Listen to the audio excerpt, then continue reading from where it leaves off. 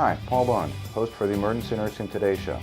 Emergency Nursing Today is a podcast that comes out twice a month on the first and third Wednesdays of every month. On the show, we go over 4 or 5 relevant news topics that are in the current news, and then I go into a medical topic in more detail from a nursing perspective. This portion of the show is also available for continuing education credit for nurses should they care to get it. On the next Emergency Nursing Today, join me for a topic coverage of STEMI and ACHD. These two very important and deadly problems are something that is very relevant in emergency medical service systems this day and age.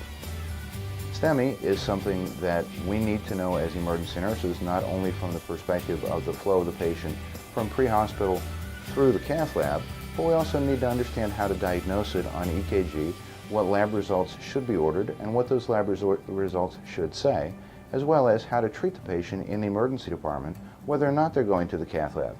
Because as most of you know who work in emergency medicine, some patients with STEMI will not go to the cath lab for one reason or another.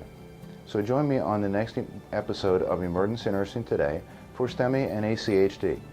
I hope to see you then.